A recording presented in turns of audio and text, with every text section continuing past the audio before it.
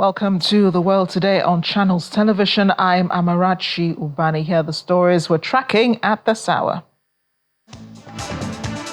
Sources in Kyiv say Ukraine responsible for the death of Russia's chief of nuclear protection forces, Igor Kirillov, who was killed by a hidden bomb in Moscow. 15-year-old girl opens fire in her classroom, killing a student, a teacher, before killing herself in Wisconsin, the United States. Plus, properties damaged, homes flattened as powerful 7.4 magnitude earthquake hits Vanuatu. Let's begin The World Today.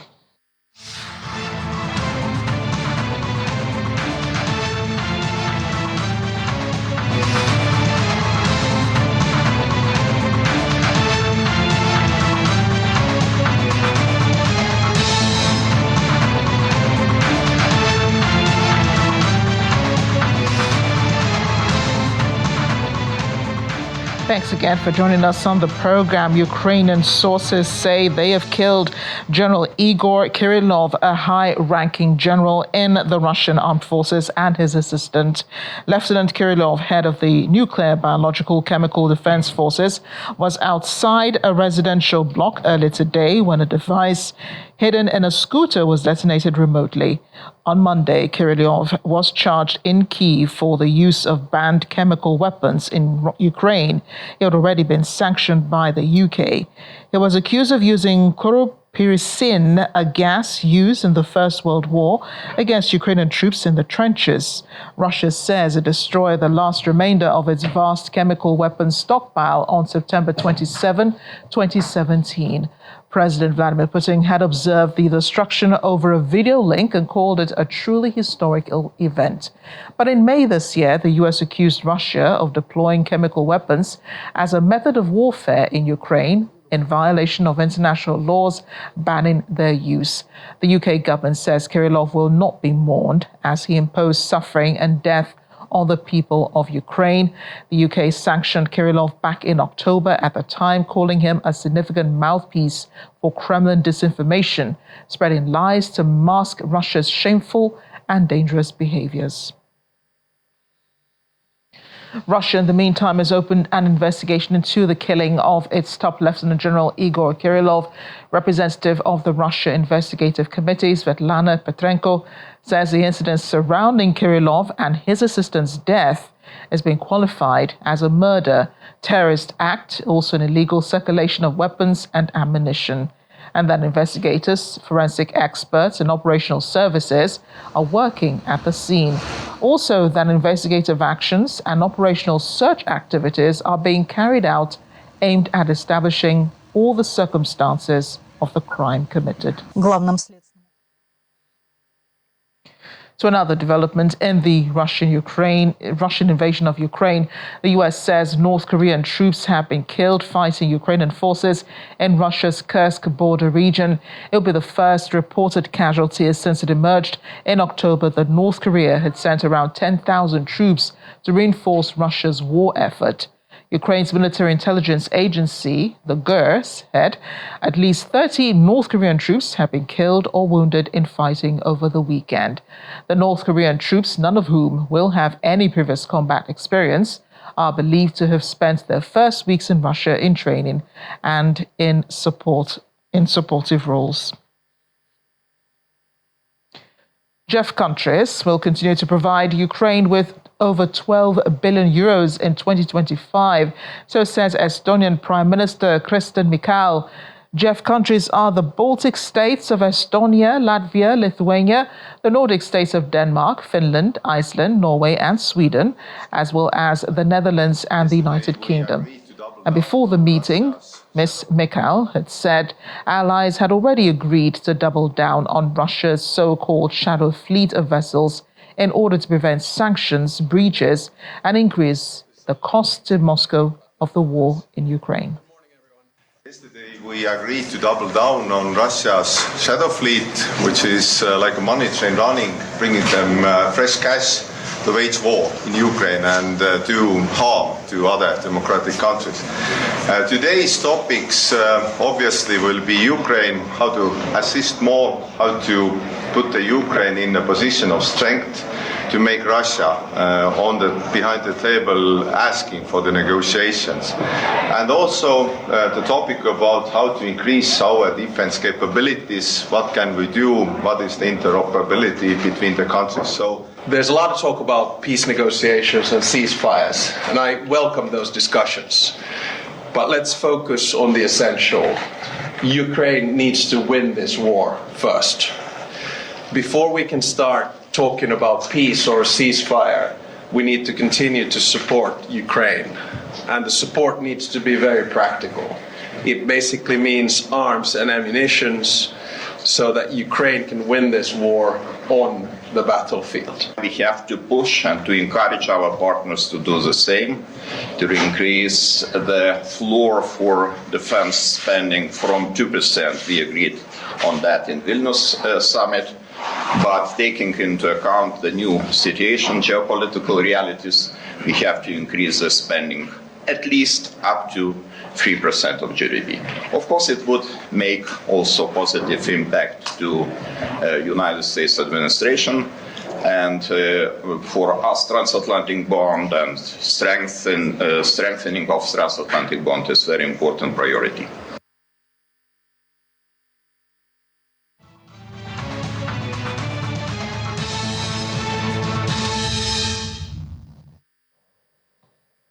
Syria's interim government has called on the UN Security Council to act immediately to stop Israel's attacks on Syrian territory and withdraw from areas it has occupied since the fall of the Assad regime last week in violation of the 1974 disengagement agreement. In two identical letters addressed to the Security Council and US Secretary General Antonio Guterres, Syria's UN envoy Qusay al-Dahak stated that he was acting on instructions from his government to deliver the demands. This appears to be the first message sent to the United Nations by the newly established Syrian interim government. The letters, dated December 9, were sent a day after the overthrow of Bashar al-Assad's regime. Al-Dahak wrote, "At the time when the Syrian Arab Republic is witnessing a new phase in its history, during which its people aspire to establish a state of freedom, equality, and the rule of law to fulfill their hopes for prosperity and stability, the Israeli occupying army has advanced into further areas of Syrian land, including Mount Hermon and Quneitra province." On Saturday, the Syrian Civil Defense also called for the withdrawal of Israeli occupation forces from all occupied Syrian territories. In a statement published on its official website, the organization said, at a time when Syrians long for peace and security, having waited eagerly for this historic moment for nearly 14 years, Israel is launching attacks that undermine their dream of building a free, safe, and stable country. Israeli forces are advancing into the buffer zone with Syria and adjacent sites in Quneitra and the Damascus countryside. The statement further added that Israel's airstrikes targeting infrastructure, its intimidation of civilians, and the occupation of Syrian land represents a blatant violation of all international laws and Security Council resolutions, infringing on Syria's sovereignty and the right of its people to live in security and peace.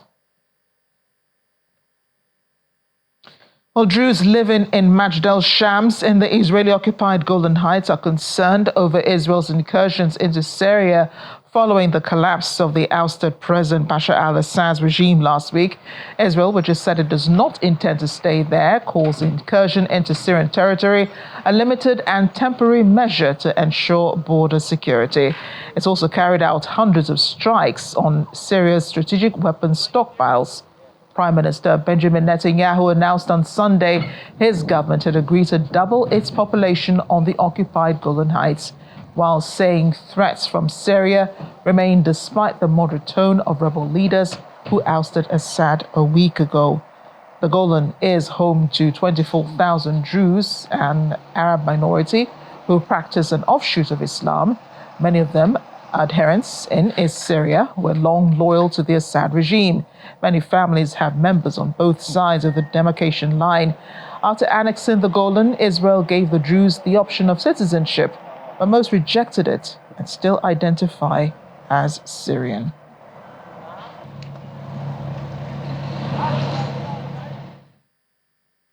I want to bring in now Middle East analyst Asher Westrop Evans. He's in Tel Aviv. Asher, great to see you and great to have you on the show.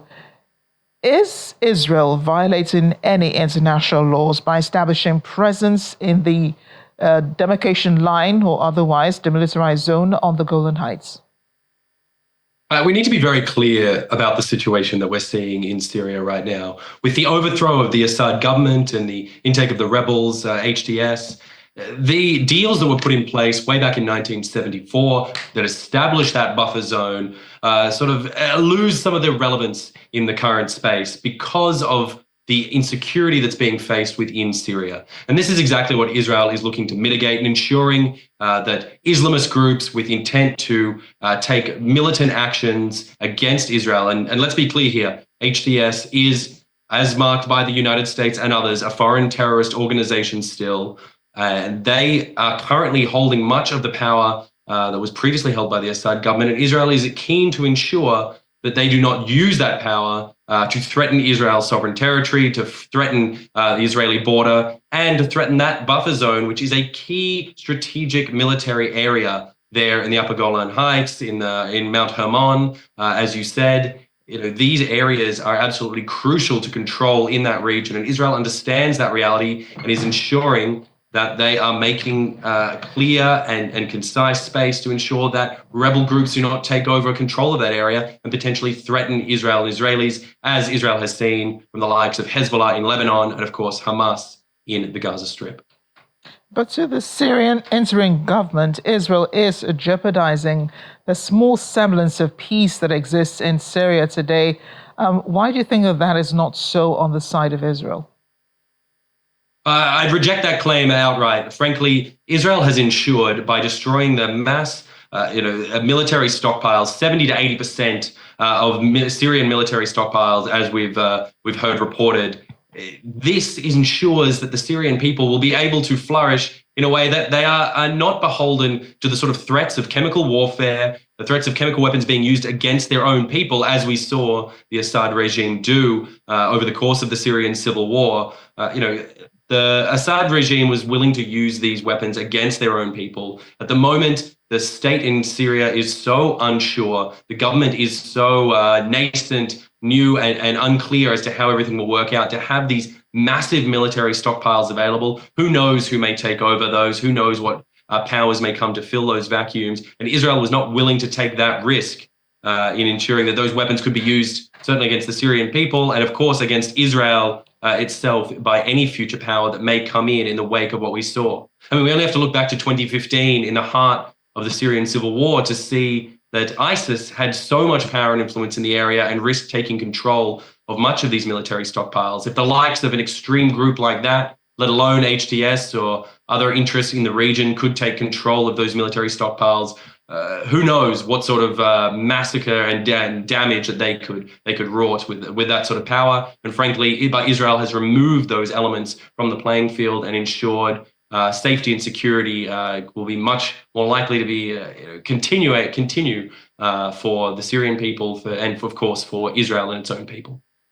It kind of sounds like Israel put in a check on HTS and other rebel groups in Syria. But what should be the UN position on Syria at this time? The interim government has written to the UN Security Council asking it to caution Israel on its move in on the Golan Heights. So should the UN recognize this as, legitimate government in Syria? Should they treat Syria now as a member of the international community? I mean, it's frankly such a difficult and new circumstance. It's really hard for any power, whether it be the United Nations or any others, to be able to determine what will happen as the dust settles in Syria. We're only a few days out, really, from the collapse of the Assad regime. And let's remember that HTS, the leading rebel group that claimed power coming in from the north down all the way through to Damascus in that lightning raid, are frankly an offshoot of Al-Qaeda. They were affiliated with the sort of extremist Islamist ideological groups of the past that had been designated as foreign terrorist organizations. Now, whether they're a tiger that can change their stripes, whether they are indeed a representative of the sort of peaceful, new governance that they claim they want to, time will tell. And I certainly believe, and I believe Israel as well believes that they should be given the time to see what will happen. But frankly, as it stands now, it's unknown whether HTS really are coming in as a benevolent freers and freedom fighters, or whether they represent a new form of control, power, and dominance in Syria. And until there's been time for the dust to settle and for HTS to truly prove what they are interested in doing, and if indeed they will retain power into the longer term, and other powers such as Turkey, US, Iran, Russia, others won't take control or parts or all of the country. It's really not clear what the UN or any other large international institutions should be doing inside Syria. Right. Asher, let's take a look at Turkey, which has been on the sidelines, since this move by the rebels, the HTF, all the way into Damascus. U.S. President-elect Donald Trump says he thinks Turkey is very smart. Turkey did an unfriendly takeover. I'm reading President-elect Trump's words here. He says, Turkey did an unfriendly takeover without a lot of lives being lost. I can say that Assad was a butcher. What he did to children. The Turkish president, Recep Erdogan, is now talking about an inclusive government in Syria, but he does have a stake in what is currently going on. He did have a stake even before Assad left. Absolutely. I mean, Turkey, I would say, is one of the most critical players when it comes to the modern Syrian state, if indeed there even is a single Syrian state anymore. Erdogan has banked much of his reputation on backing opposition groups, throughout Syria over the course of the Syrian civil war, and was put on the back foot for a long time by the resurgence of the Assad regime. I mean, many say he's now been vindicated by the collapse of the Assad regime and the takeover by HTS, but really there's so much still at play. This is not simply a foreign powers issue when it comes to Turkey. This is really a domestic issue inside Turkey when it comes to the politics there, driven, of course, in large part by Kurdish militia groups, which have elements of control inside eastern Turkey and, of course, throughout Syria and into Iraq. Really, this has been a thorn in the side of Erdogan's regime for so long, and he would be very interested in ridding himself of any Kurdish militant influences. Although these same Kurdish groups are some of those that are backed by the US. So really the situation there is so complex. There are so many interested parties, and Turkey, for their part, has a whole lot of interest. There have even been reports over the last 24 hours of Turkey building forces in the east and potentially launching their own incursions into Syria from the north there. But frankly, with a 900-kilometer border between Turkey and Syria, there's so much potentially still at play. And really, it's too early to tell what will happen in the long term. Too early to tell, but I'm sure he's keenly watching what's going on in Syria. Another person keenly watching, I believe, is the Russian President Vladimir Putin, who is hosting the ousted Syrian president right now in Russia. I'm sure that, he's also thinking what could happen. I mean, this was a government, the Assad government was one that seemed to have been quite stable in Syria. And it just seemed like over time, that power that Assad had over his people dwindled. You think that President Vladimir Putin could also be thinking about the future of Assad and his own future, being that he can only host the former Syrian president for as long as he's there as Russian leader? Yeah, certainly I think a lot of dictators the world over would probably be looking now to the lessons of history and seeing how, particularly across the Middle East, from Muammar Gaddafi in Libya, Saddam Hussein in Iraq, and now Assad in Syria, all being toppled. Surely Putin, must be thinking about his own future and whether he will one day need to flee his country or, be found under a military trial, found in a pipe in a hole somewhere, whatever it might be. A lot of these dictators have found pretty abysmal demises towards the ends of their regimes. As for what the future of the Assad government is and Assad himself, as we saw from the statement released on Telegram by Assad, he claims that he was in the right the whole time. He didn't mean to flee the country, but found himself trapped on a Russian military base and then decided to take his way out of there. It seems a fanciful tale, really, of a man who, it looks like, fled with his tail between his legs as his government was falling all around him. What his future holds, well, it seems to be one of irrelevance. But that being said, people would have said that before about the Assad regime. So I suppose we can't fully count it out, as we said, until we have a clearer picture of what things look like on the ground in Syria. But let's just imagine for a second what could have happened to Assad had the rebels caught up with him in Damascus. Well, as I said earlier, making the comparisons to the other recent deposed dictators of the Middle East, we can only imagine that it would not have been pretty. But frankly, I don't think there's such value in weighing these counterfactuals. The fact of the matter is that Assad did flee, as I said, with his tail between his legs, flew to Russia, flew to Moscow, where his ally Putin there was ready to receive him with open arms, while his countrymen, frankly, rejected his and his father's 54-year rule of Syria in favor of whatever comes next. As we said, while that isn't clear, frankly, what is clear is that the Assad regime does not seem to have a ready future in Syria or amongst the Syrian people, no matter what ilk or stripe that those particular Syrians have, as I said, with so many competing interests and differing views in the area. Middle East analyst Asher Westrop Evans, it's been a real pleasure speaking with you on The World Today. Thank you. Thank you. Relatives of Israeli hostages and activists of the women protest movement took to the streets of Tel Aviv earlier today, calling for an end or an immediate ceasefire deal, which will see the release of all 100 hostages in Gaza, amid reports of both Israeli and Palestinian new efforts to forge a new deal.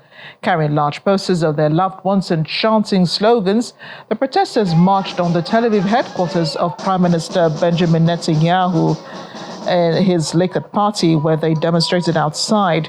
Many called for a comprehensive deal and an end to the war in Gaza, fearing that Netanyahu and his government, who say they will not end the war in Gaza until Hamas is eliminated, will reach a limited deal that would pause the fighting in Gaza and return Israel some of, if not all, of the hostages being held in the Palestinian enclave. Israeli Defense Minister Israel Katz recently said there was now a chance for a new deal that would allow the return of all hostages, including U.S. citizens. Not make any selections between old people, young people, or whatever. Everybody should come home as soon as possible, and the deal should be,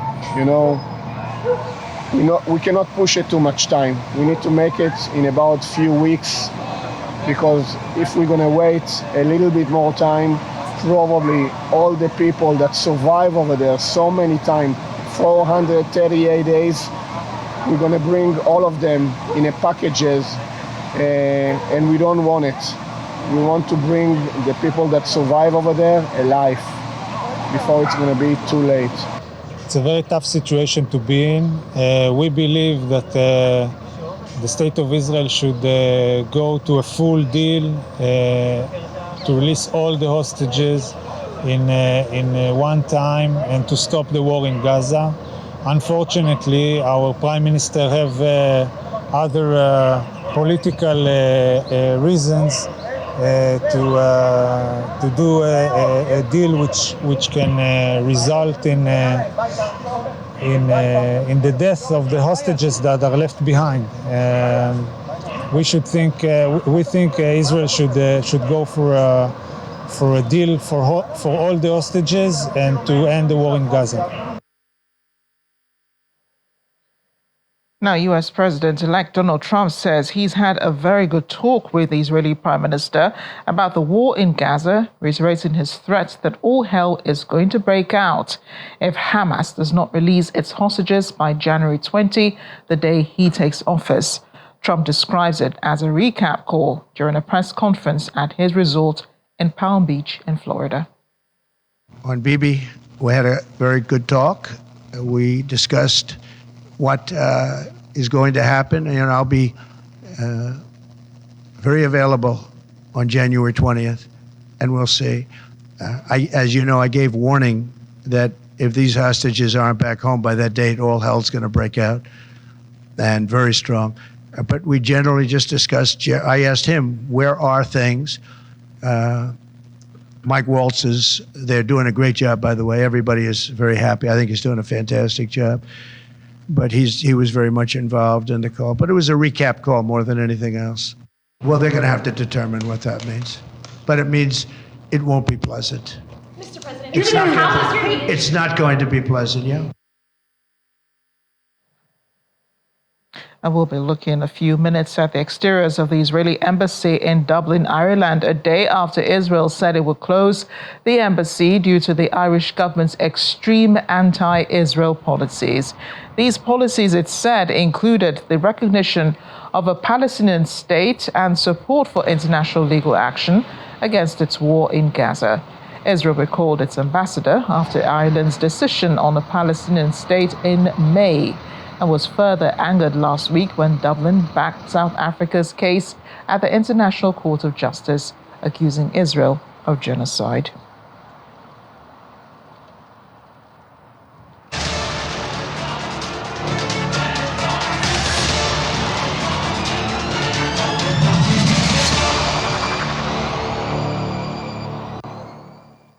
We're in the U.S. now, where police in Madison, Wisconsin, say a 15-year-old girl opened fire in a school classroom on Monday, fatally shooting a fellow student and a teacher, wounding 6 other people before killing herself with a handgun. The latest school shooting to devastate a U.S. community took place at the Abundant Life Christian School, a private institution that teaches some 400 students from kindergarten through to 12th grade in Madison, the state capital of about 270,000 people. 2 students who were wounded in the shooting had life-threatening injuries.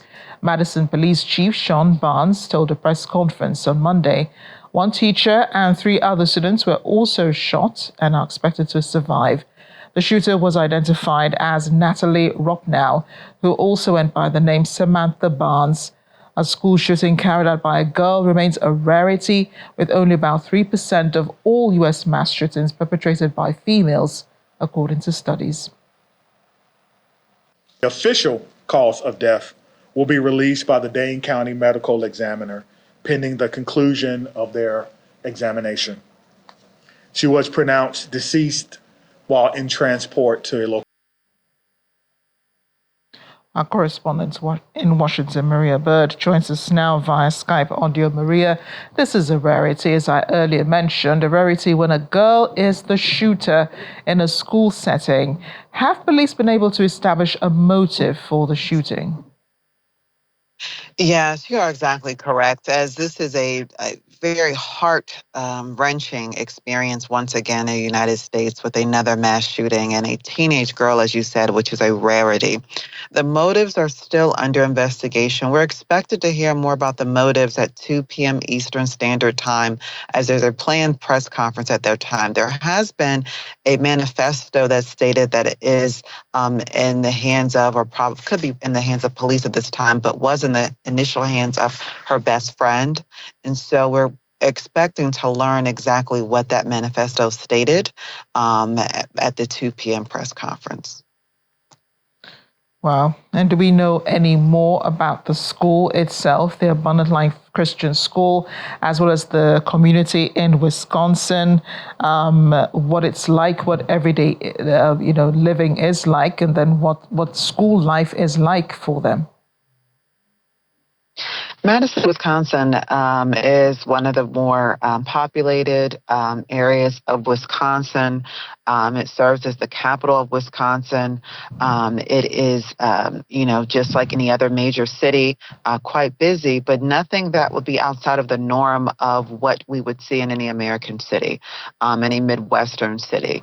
The school was supposedly, according to the reports on the website of the school, having about 390 students in the school. So it was not a very large school, K through 12, which is kindergarten through 12th grade, which means from the beginning of one's elementary school years all the way through high school. And so this was, a pretty small school environment. Nothing had been reported of this nature previously. As we said, it was a Christian school, so obviously morals and values and principles were at the core of the essence of the educational process there. So I think this is a surprise the neighbors, this has surprised the parents of the school, this has surprised the entire community, and to be quite honest, the entire country, and obviously the global community as well. So this is your typical everyday Midwestern city. Right. And have school authorities said anything about this incident? Well, the school, obviously, authorities are having to be very vigilant and using discretion with their communication, speaking primarily to the police, as this is still an open investigation. Still a lot of answers to be retrieved from this, still a lot of questions. And so they are very limited in their types of communication. Obviously, providing condolences and ensuring the community that they will cooperate with the police and with any investigation moving forward, and trying to provide support to the families. Obviously, the students that witnessed this are going through quite a bit of trauma, and especially those families who have lost their children, or teachers who were actually lost as a result of this, or those who are continued to be in critical condition. Do we have any information on the girl, the shooter, even though she's dead now, unfortunately? Have teachers said anything about her, what she was like in school, who her friends were, the kind of circles that she was always found around?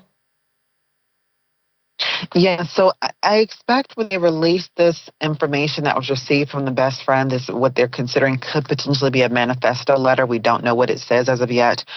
They will be releasing that information as well. There's nothing that has been released that would give any alarm to anyone, other than the fact that they do believe that she died as a result of self-inflicted wounds from the gunshot that she inflicted upon herself. And so that is as much as really is known at this time. Her age is being 15 years old, but to even understand the motive for the shooting, 6 people were actually impacted by this. 2 students, a student losing their life, a teacher losing her life, and then students in critical condition, and some that were able to be released from the hospital. So when you think about the 6 individuals that were directly impacted, there's not much understanding, and even understanding as to how this could have occurred, knowing that a second grader, very young child, was the one that called the police. So this was an event, I think, that many people are trying to figure out what all of this means. Research tells us that about less than 4% of mass shootings since 1966 have been done by females. And so this is just very much outside of the norm, obviously mass shootings as a whole, but the picture here is not one that I think people have any much predictions around how, why, and what is the full story around this.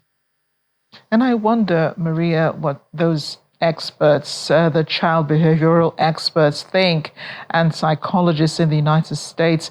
Just wondering, if you have been listening in on conversations like that they might be having with other news media in the U.S., but local and those who are national, about what could have happened here, what could have happened with this child, and why she did what she did. Most of the reporting is around law enforcement and how they're moving forward. But for those behavioral psychologists and therapists that have been weighing in on this at this time, what they're looking at is some of this time of year can be extremely distressing in the United States. Unfortunately, grave pressures during the holiday season, not only as a result of some of the obligations, but oftentimes grief sets in. So I think that's some of what's going to be measured too. We know that mental health has been a major area of concern in the United States over the past few years, and continues to be even with the younger population. Teenagers obviously become a great concern when you think about mental health challenges.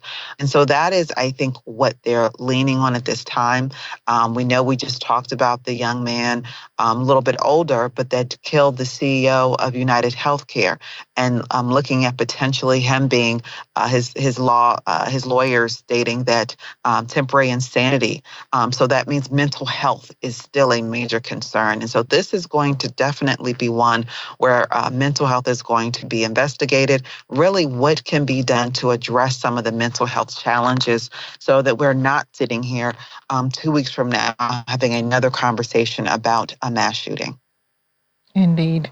And in just a few days, it will be Christmas. Gun violence is still prevalent in the United States. Some could be thinking of taking advantage of the festive season to perpetrate violence and, to cause some of these crimes and inflict pain and sorrow on families. Are authorities looking towards curbing, such potentials over the holidays? Well, there will likely be ramped up security for sure in some areas during this holiday season because of the various stressors that exist. I think a real focus on trying to continue to celebrate the holiday despite some of these very challenging and tragic events. Maria, thanks again for bringing us up to speed on this. A 7.4 magnitude earthquake today hit Port Vila in Vanuatu, a South Pacific Ocean nation. This video we're looking at is of a CCTV camera showing the moment the earthquake hit Port Vila. And the video shows the inside of a garage as the quake hit, sending tools, furniture flying and causing a man to lose his balance. Those on the ground were able to confirm the location of the design of the interior, which matched file imagery. But Reuters was able to verify the timestamp of the footage. Incredible pictures there. The quake damaged buildings, it destroyed cars. In the island nation, police said at least one person has been killed, and many others who were injured have been taken to hospital.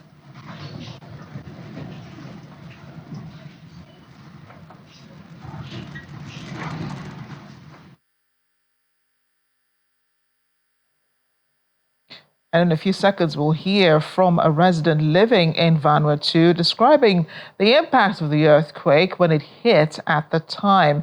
Drone footage filmed by Dan McGarry, a journalist with the Organized Crime and Corruption Reporting Project based in Vanuatu, showed several landslides after the 7.4 magnitude earthquake hit Port Vila, with debris blocking several sections of a road next to an international shipping terminal. McGarry, who lives in Vanuatu with his wife, has never experienced a quake of this scale before in his 21 years of living on the island. It was the most violent earthquake I've experienced in my 21 years living in Vanuatu and in the Pacific Islands. I've seen a lot of large earthquakes, never one like this. My wife, who was born in Vanuatu, said it was the worst that she'd experienced in her life. The damage that we've seen in the capital is more extensive than any I've seen in previous earthquakes. I went by Vila Central Hospital shortly after the earthquake happened, maybe about 45 minutes afterwards. Spoke to police who were stationed at the gate there. They confirmed that there was one fatality. There were numerous wounded individuals visible at a triage center outside the emergency ward. I also saw a number of people that you'd qualify with minor injuries, basically. I guess you'd call them walking wounded. Vanuatu has dealt with a lot of disasters, natural disasters over the course of its history. And Vanuatu society, people know how to respond. So there's been no panic. There's a high degree of professionalism among the emergency responders. They're very calm. They're very focused. They're working very hard. They're mobilizing resources even as we speak. Things seem to be progressing as well as they can under the circumstances. I have to stress that we have no power, very, very poor domestic telecommunications, very hard to get a call through. And I've heard reports just now of water being cut off in some parts of the town. So we don't know whether this has been cut off as a precautionary measure, which is common after a severe earthquake, or whether there's been damage to the infrastructure. It's really hard to tell just how bad things are. And I don't think we'll know until tomorrow at the earliest. Well, we're pretty rattled, as you can imagine. This, like I say, has been the most violent earthquake that any of us have experienced. We got through unscathed. Our house is not damaged. We've had a lot of stuff falling over. So, we've got some cleaning up to do. But otherwise, we're just trying to figure out how we can, we're trying to get in touch with our family in the island, make sure that they're okay. and trying to figure out how we can help out.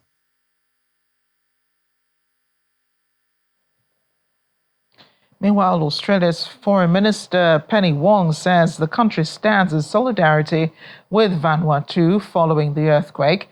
Ms. Wong was making the statement as soon as she arrived in London. Footage posted on social media showed buckled windows and collapsed concrete pillars on a building hosting foreign missions in the capital, including the US, Britain, France, and New Zealand embassies. On behalf of Australians, I want to extend our solidarity and our condolences to the people of Vanuatu. We've seen a dreadful tragedy at Port Vila. I want to say that we have reached out to my counterpart by message to offer any support that Vanuatu needs. We've also reached out through our High Commissioner. We will provide whatever assistance is required. I say to the people of Vanuatu, you are family and Australia is here to help. I don't have any information about Australians who are injured. Obviously, in Vanuatu there are Australians inevitably who either work there or are on holiday there. And that's why I've said to people, please contact the Consular Emergency Centre if you're in need of assistance. No, I have reached out this morning to check with the High Commission that people are safe. I'm advised that staff are safe, Australian officials are safe. We are still endeavouring to contact some locally engaged staff, but at this stage the advice to me is the Australians are safe. In another development, planes, food aid and rescue dogs are preparing for takeoff from France Réunion Air to Mayotte this morning as authorities in the French archipelago are racing to search for residents stricken by the weekend's devastating cyclone. Hundreds of, or even thousands could be dead in the wreckage of Cyclone Cheetos, according to officials. The storm laid waste to large parts of the archipelago of East Africa, which is France's poorest overseas territory and a major destination for illegal immigration. With many areas still inaccessible and some victims buried before their deaths could be officially counted, it could take days to determine the full extent of the destruction. So far, 22 people and more than 1,400 of them have been confirmed injured. 22 people are dead, according to the mayor of the capital, Mabuju. The father and stepmother of Sarah Sharif, a 10-year-old girl who was found dead in her home in Britain, have been jailed for 40 and 33 years respectively for her murder after trial which heard harrowing details of Sarah's treatment. Sharif was found dead in August 2023 at a home in Woking, a town southwest of London, after what prosecutors said was a campaign of serious and repeated violence. The family fled to Pakistan immediately after Sharif was killed, before they were arrested in September 2023 at London's Gatwick Airport after flying from Dubai. Prosecutor Bill Emlyn Jones told jurors at the start of the trial that Sarah had suffered injuries, including burns, multiple broken bones, and bite marks. Chinese Foreign Ministry spokesperson Li Jiang says the UK's accusation of alleged Chinese espionage activities is absurd. These remarks come after Chinese businessman Yang Tenbo was named as a suspected Chinese agent who is said to have fostered close links to UK's Prince Andrew. Yang refuted these allegations in a court hearing on Monday and said he'd done nothing wrong and was not a spy. Yang, described in a ruling last week by the Special Immigration on Appeals Commission as a close confidant of Andrew, where he waived his right to anonymity on Monday so he could respond to the allegations. The 50-year-old, who had previously been granted anonymity in the CI proceedings, was removed from flight from Beijing to London in February 2023 and told that the UK intended to ban him from the country. A British Security Minister, Dan Jarvis, has welcomed a court ruling affirming the Home Office stance on the exclusion of a person linked to the Chinese Communist Party. The Chinese businessman was with close links to Prince Andrew, said he had done nothing wrong and was not a spy after he was named in court as being a suspected Chinese agent by the British authorities. Yan Tenbo, described in a ruling last week by the Special Immigration Appeals Commission as a close confidant of Prince Andrew. He waived his right to anonymity so he could respond to the allegation. One weak point in protecting our parliamentary... Mr. Speaker, the first duty of anywhere in the world. The government has also set out our approach where we need to and cooperate where we can, for example, on matters like climate change. Bakers and designers cooked up elaborate gingerbread houses as part of an annual festive competition in Stockholm's Arcades Museum on Sunday. Many of the entries were based around the theme of Come Back, chosen by the museum, and they range from gingerbread cottages decorated with sweets and icing to Willy Wonka's chocolate factory and a concert by Oasis, who announced they would hold a reunion tour in 2025. Visitors queued to take a look at the entries, snapping pictures on their phones of the elaborate gingerbread constructions. The People's Choice Award, selected by visitors to the museum who voted for their favorite entry, was given to a group who baked a miniature version of Willy Wonka's chocolate factory, detailed with coloring and icing. It's a very special exhibition for us. It's been here since 1990. We had it 32 times. Last year we were closed to rebuild Arctes, and now we have reopened the museum. And it's a very special exhibition because it gives everyone the possibility to build their own home. I think this is a way to start Christmas. This is an exhibition that celebrates Christmas and the spirit around Christmas. It's a way for people to come together, to do a house together, but also to go and visit the museum and to experience the exhibition together. I mean, making gingerbread houses is like a very strong Swedish tradition. Everybody does it, more or less. But I guess, like most people, maybe they buy like the ready-made houses and more like spend the time decorating it. So, I mean, this is maybe a bit more advanced what all these people did for this competition. But it's definitely a strong Swedish tradition. And like people at work would ask, like, what's the recipe for the dough that you use? Meanwhile, thousands of people took part in the 9th edition of the Run Santa Claus Marathon in Kosovo's capital, Pristina, with participants dressed as Father Christmas. This happened over the weekend. The marathon has become one of the biggest events in December, and it raises money for charity. Participants were primarily locals from Kosovo. Many soldiers from NATO's peacekeeping mission stationed in the Balkan country also joined in. Edward Belen, a participant from Los Angeles, was in Pristina by chance, but when he heard about the event, he quickly signed up and joined the fun.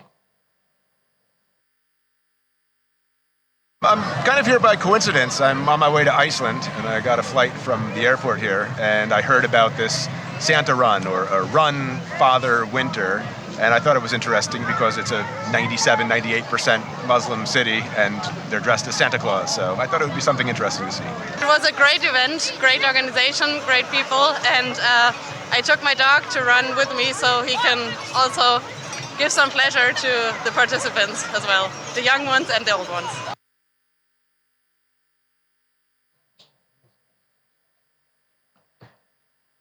And that's the world today. Thanks for watching. I'm Amarachi Ubani.